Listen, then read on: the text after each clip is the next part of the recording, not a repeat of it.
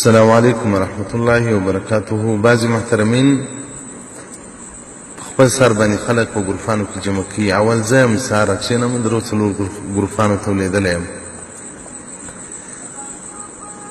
په خپل سر څوک جمع کول دا ګناه کبیره ده.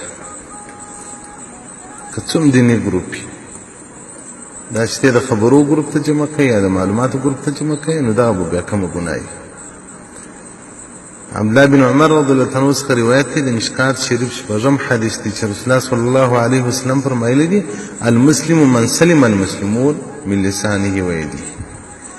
مسلمان هغه دی چې سالم وي، په امان وي د ده له ژبې او له لاسه څخه مسلمانان.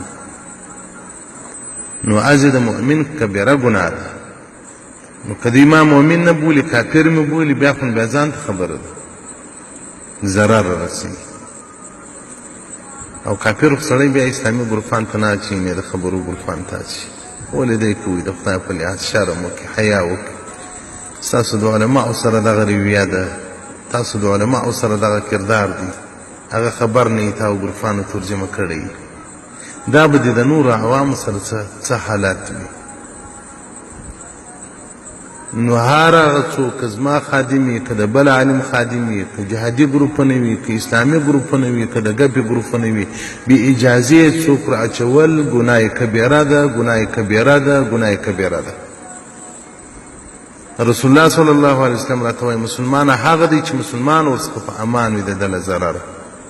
دغه نو زه مسلمان نه بولم چې دا مسلمان ته ضرر رسوي. دغه نو منافق دی، په لباس کې د مسلمان دی. دا نو منافق دی، په لباس کې د اسلام دی. په حقیقت کې منافق دی چې د ده د علماو سره دغه حال دی. عالم ته ما وویل ما ته څه کوې چې ګروپ ته ما ور داخل کړي، تاله کې ناست دی، وزدین ټول څه وکړم، نفس مې وختې، خو په دا ډېرو وتلو باندې اوس باره کار نه پکړ. نو ما نن ستا خو لا ټلیفون زورور دی، زموږ ټلیفون خو عباره تاب نه شي راوړلی. دونه ګروپانو ته چې موږ ور ولېږو عباره به مو ټلیفون جام وي.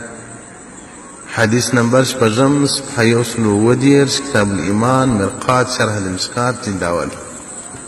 دغه دنده علاقې دغه ډېره سپۍ دنده ده. دا ډېره د بېغیرتو خلکو کار دی چې دا خپل سر باندې نمبرونه جمع کوي. بعضې بیا راځي لینک په ګروپ کې نشر کوي، وایي هېڅ زما ګروپ ته راسه.